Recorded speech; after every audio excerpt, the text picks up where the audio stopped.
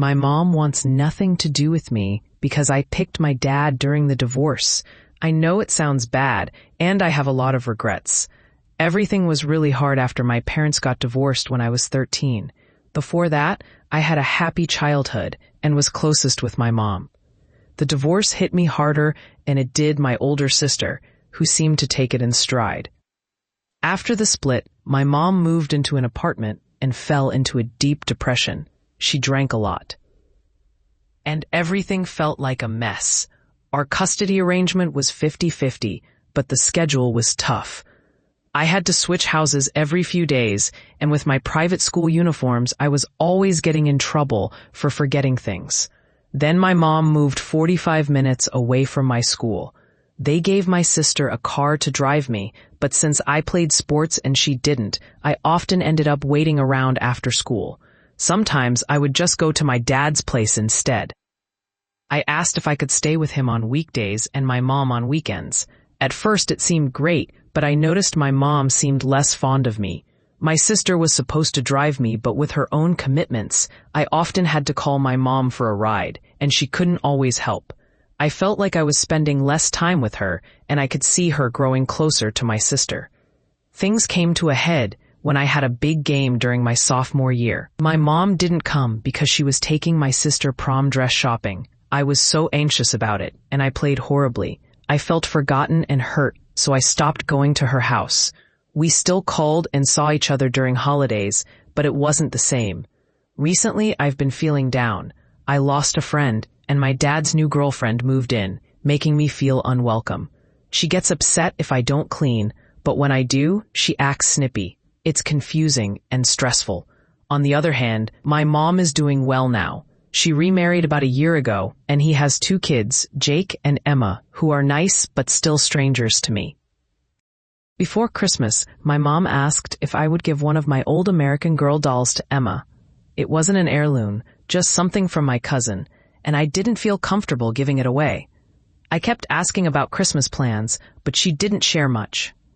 When I texted her on Christmas Eve about giving her a gift, she said she'd reach out after the holidays. That hurt in a way I can't explain. She had never ignored my calls before. I thought it might be about the doll, so I tried to give her space, but I still texted her a Happy New Year. That's when my sister got really upset and drove out to yell at me. She said I needed to stop bothering our mom since I picked Dad. I was shocked. I didn't know the truth about the divorce until then, and it felt like a betrayal. I got upset and told her to leave without giving her mom's present. I haven't told my dad about any of this, but it's been weighing heavily on me. I never meant to hurt my mom, and I feel terrible. I'm torn about whether to reach out to her or follow my sister's advice and leave things alone. I can't shake the feeling that my mom has moved on and doesn't have space for me anymore. It feels like it's all my fault. Wib, Tam, if I told my husband his sleep boundaries went out the window when he had our son. My husband, whom I'll call Brad, and I have been together for 2.5 years. We welcomed our son in January, and while things have been pretty great, I've been feeling a bit frustrated lately. Brad has autism and ADHD, which can make communication between us challenging. But we try our best. We live in Europe, where he works at half capacity due to his condition. The other half of his income comes from temporary health insurance, which adds stress as we wait for permanent coverage. To manage this, I return to work part-time as a private teacher, choosing my hours around when Brad is home with our son. Before I went back to work, we discussed my schedule. Brad asked me not to take any students past midnight, so he could handle any nighttime issues with the baby. However, he recently decided he wants to go to bed at 11 p.m. every night. We try to stick to this, but with a baby, it doesn't always work out. Last night I told Brad I had a student at 11 p.m. and hoped the baby would be asleep by then. He asked, "What is your plan if the baby wakes up? My bedtime is 11 p.m., so hopefully you have thought of something." I replied, "Well, if he wakes up, you can take care of him or entertain him." Brad insisted, "Bedtime is 11 p.m., and I will go to bed."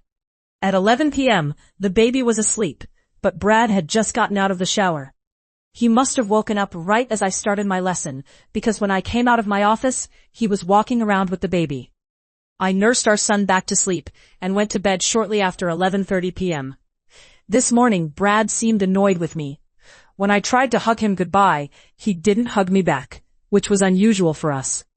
I asked, "Are you still upset with me?" He replied, "Yes, you crossed my boundary. My bedtime is 11 p.m. Anything past that is your problem to solve if the baby wakes up." As he left for work, I was left wondering what to do. I feel like I need to talk to Brad about this, but would I be in the wrong if I told him he can't have such strict boundaries with his sleep anymore? My son is afraid to be alone with my girlfriend. I'm a 53-year-old father, and my son, who is 23, is autistic. He's fairly independent. He works part-time, stays home alone, and even does his own shopping. For almost a year now, I've been with my girlfriend, and at first, my son really liked her.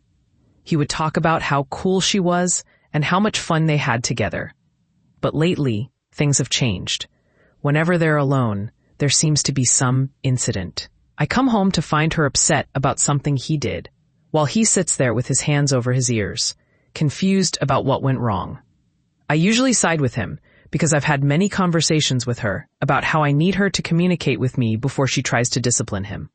Yet, I keep discovering that she's taken it upon herself to ground him or enforce rules without telling me. Just last week, while I was away, she took his phone and iPad, locked his toys in his room, and told him to stay on the couch, all without informing me. When I found out, I returned his things immediately, and she was furious. It's like she becomes a different person around him. They get along well when we're all together, and I can tell my son still has affection for her, even if she seems harsh when it's just the two of them. Since that incident, my son has been asking if he can come to work with me or stay at the library for hours while I'm gone. He insists it's not about avoiding her, but it's clear he wants to escape the situation. I'm at a loss. How can I stay with someone who can't be alone with my child?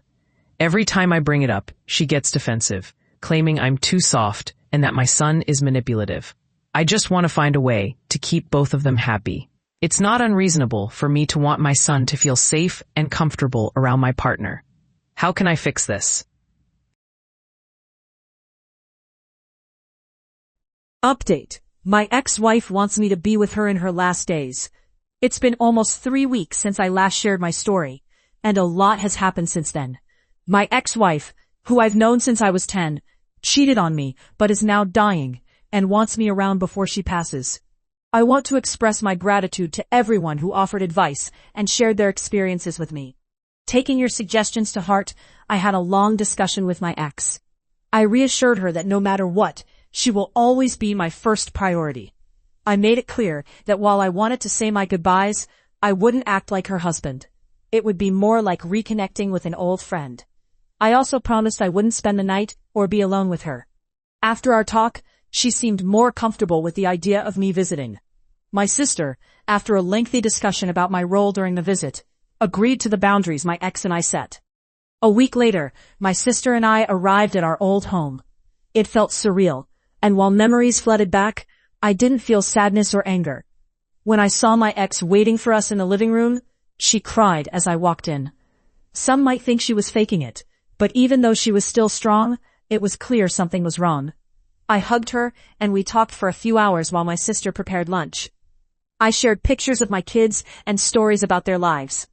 Honestly, I didn't know how I would feel seeing her again, but it was like reconnecting with an old friend. There was no resentment, just warmth. Walking through the house, everything was as it had been over a decade ago. I noticed our wedding photos still framed on the walls, but it didn't feel right to comment on it. We had lunch together and played board games, reminiscing about the times we spent together as kids.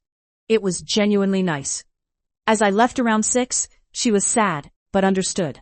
When I hugged her goodbye, she whispered, "I love you," and expressed happiness that I found the joy she couldn't give me. That hit me hard, and I fought back tears. I promised to see her again soon, and she asked if I could bring my kids next time. I agreed and left to pick up dinner for my family. When I told my wife everything that happened, she was happy with the outcome. Bringing home her favorite food certainly helped. She agreed to let me bring the kids next time, which felt like a step forward. Overall, seeing my ex again was a great experience. I feel like I needed it, and would have regretted not doing so. Thank you to everyone who offered advice. Please remember, my ex made a mistake and has paid the price, but that doesn't make her an evil person. This will be my last update. I tough for making my wife ride in the back seat because she couldn't stop distracting me. This story unfolded over the holidays, and my wife is still upset about it. Our family traveled to visit my in-laws for New Year's, which is about a 3 to 4 hour drive. It's mostly highway, but we have to navigate through 2 busy metro areas, which can be quite stressful. My wife gets anxious in traffic, so I always take the wheel when we visit her family. She also tends to get carsick on longer drives and needs to sit in the front to feel better. In the past, she tried taking medication for it, but she had an allergic reaction, so that's off the table now. I love my wife dearly, but she struggles to sit in the passenger seat. Her reactions to traffic are intense, grabbing the handle, gasping, and telling me to watch out. I'm not an aggressive driver. I've never had a speeding ticket or been in an accident. Yet, if there's a car half a mile ahead that brakes, she acts like we're in imminent danger. It's incredibly distracting. I've talked to her about how her reactions make it harder for me to focus, but she insists she can't help it. On the way to her family's place, she sat up front, and with the bad traffic, she was on edge the entire time. I've been driving in these conditions my whole life, and I know how to manage my speed and keep a safe distance. After the long drive, I decided that for the ride home, she needed to sit in the back with our 11-year-old daughter while our 14-year-old son sat up front with me. I told her it was either that or she could drive. She was upset and made excuses about her car sickness. I suggested she take something to help her sleep, but she refused, saying I was being inconsiderate. Eventually, she reluctantly got in the back seat. The ride home was much smoother traffic-wise. And she was mostly silent, clearly upset. When we arrived home, she shared that she felt ill the entire drive, but didn't want to make a fuss. She told me I humiliated her by making her sit in the back and that I should have been more considerate of her feelings. Update. My boyfriend threatened to break up over Miss Dior and now won't talk to me. Hi everyone. I wanted to share my story and express my gratitude for the kind responses I received before my post was removed. I truly appreciate the support. My boyfriend and I have been together for almost 2 years. Overall, our relationship has been strong with just a few bumps along the way. But recently things took a turn over what I thought was something trivial. It all started one night while we were in bed. He was gaming, and I was on my laptop, looking for a new perfume. Since I stopped working to focus on my studies, I've been more mindful of my spending. I decided to look for a body spray with a similar scent to my usual Miss Dior. When he saw what I was doing, he mentioned how Miss Dior was my smell, and how it attracted him to me. I felt a bit annoyed because I wished I could buy it, but it wasn't responsible right now. He then accused me of caring more about saving money than about him. I reassured him that wasn't true, but he insisted his sensitivity couldn't handle a new scent. I promised to find something similar, but he still wasn't satisfied. In the heat of the moment, he said he'd have to break up with me if I chose another scent. I thought he was joking and laughed, which made him go silent. I was frustrated, so I let it go and went to sleep. The next morning he left early and hasn't responded to my texts or calls since. I started to doubt how I handled everything and wondered what to do next. After posting, I was overwhelmed by the support and advice. Later that evening he reached out and asked to meet, expressing that he didn't want us to be in a bad place. I was eager to talk things over, so I went to his place. When I arrived, he still seemed disappointed, but he said he didn't want to fight. I felt the same way, but I also remembered some of the advice I received. I suggested we split the cost of a new Miss Dior, and in the meantime, I would find a good alternative. He wasn't convinced and reminded me that my birthday wasn't coming up anytime soon. I understood, but I felt we both needed to compromise. That's when he said, "If you're such a feminist, you should be financially too." That comment really upset me. I didn't know how to respond, so I left. After reflecting on the relationship, I realized there were other moments where he had been controlling and self-centered.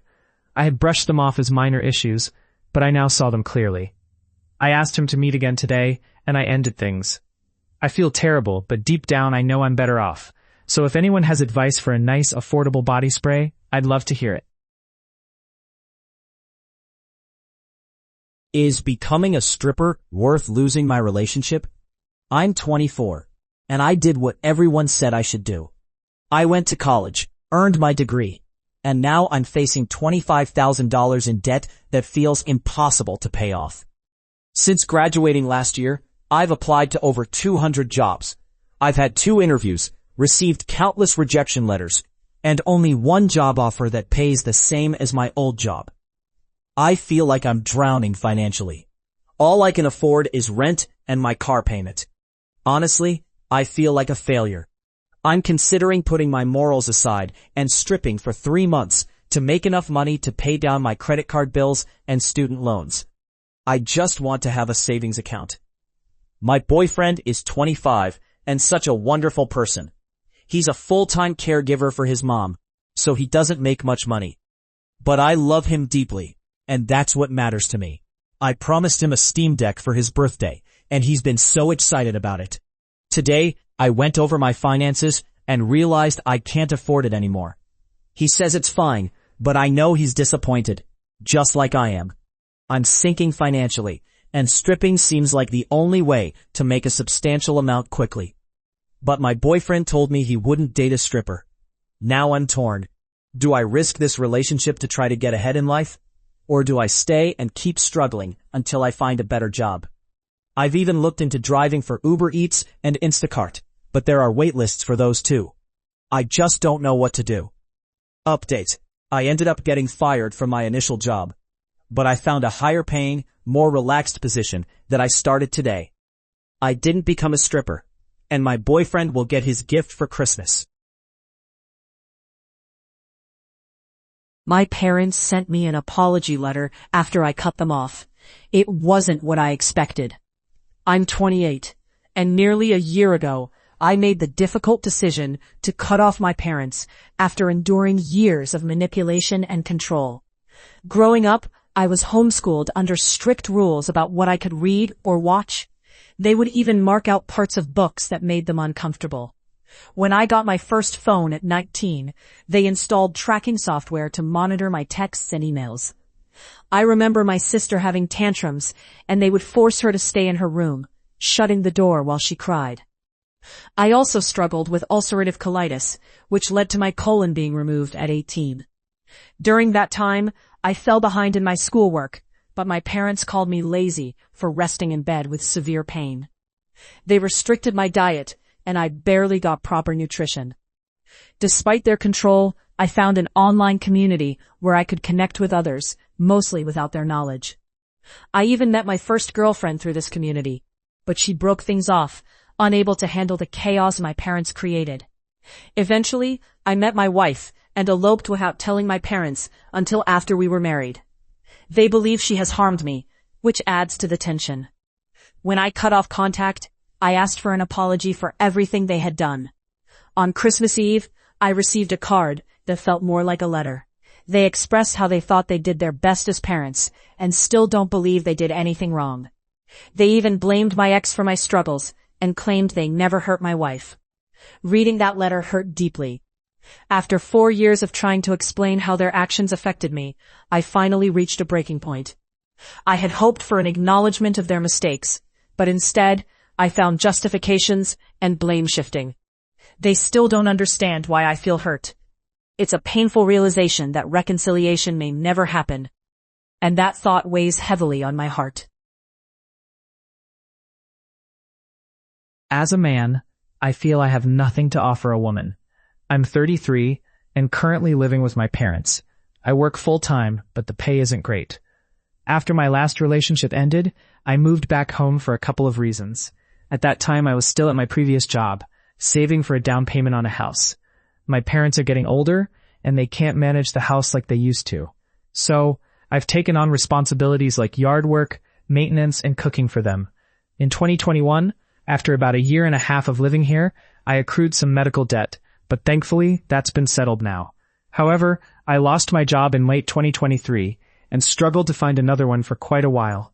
I lived off credit cards for nearly a year and a half, borrowing money just to keep up with bills. I have student loans, and my credit card debt is a constant weight on my shoulders. With my current income, I'm left with only about $100 a month after bills. I do have a car, but with insurance, it takes a big chunk of my income. I make around $2,600 a month, and my bills are about $2,400.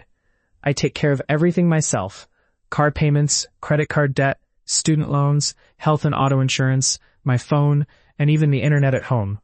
I don't pay rent since I help my parents out in return. I'm always there for them, reliable when they need me.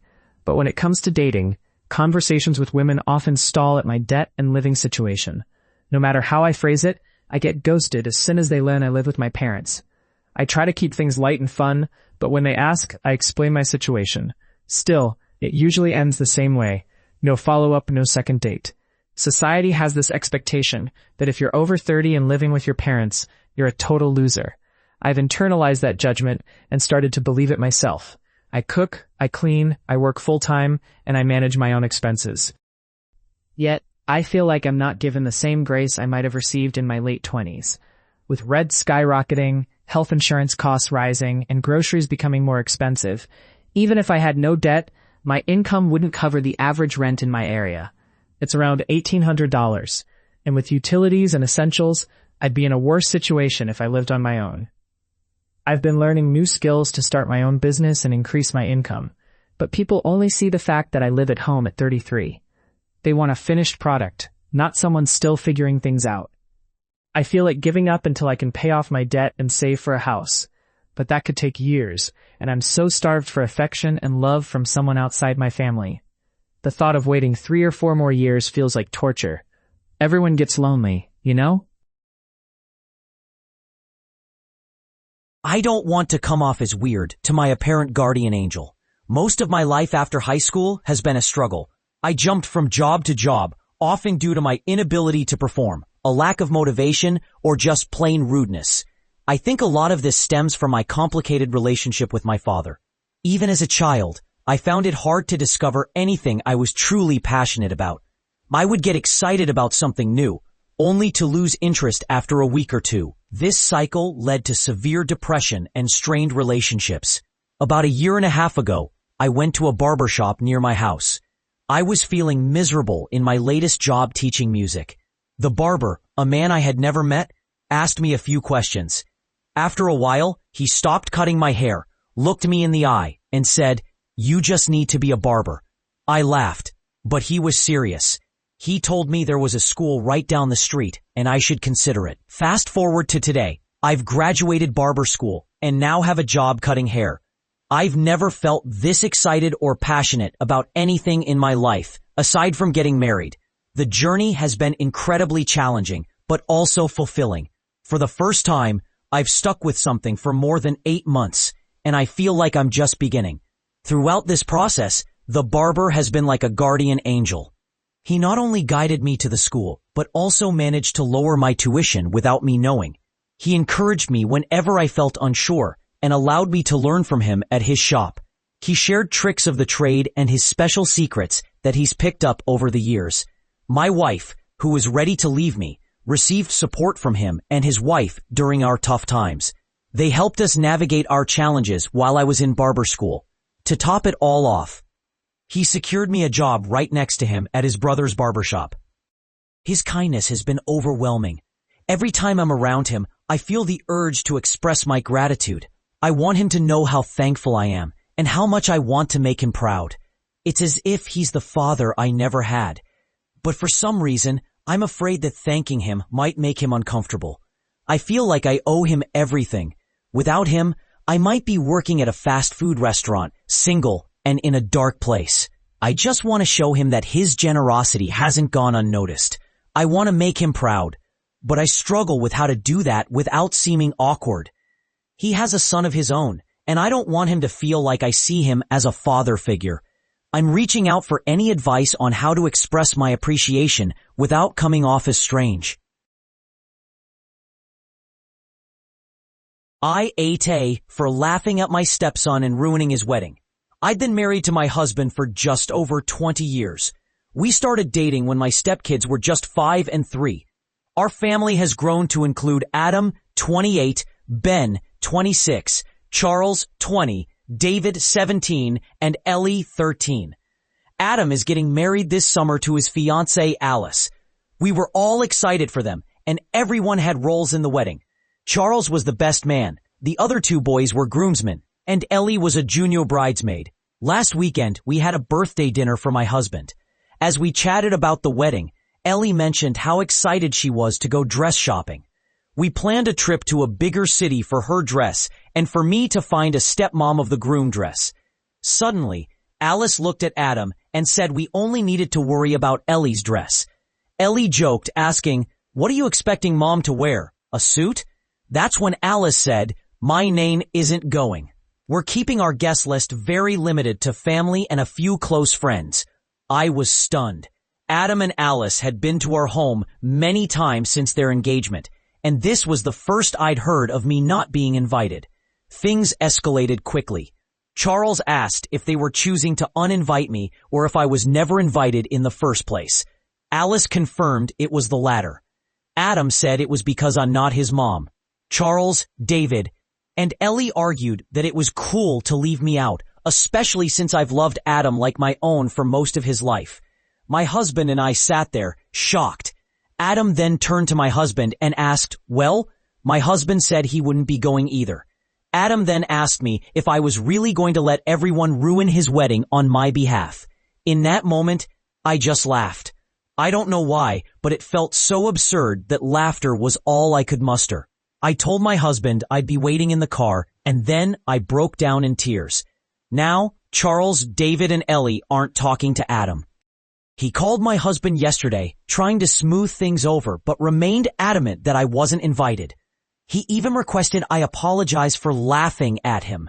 My husband told him, "Tough luck. It's their wedding, and they can invite whoever they want, but they can't control who will actually attend." He said they owe me an apology, and that Adam should be ashamed of himself. Now I'm receiving texts asking why I'm being a step monster and ruining the wedding. AITA.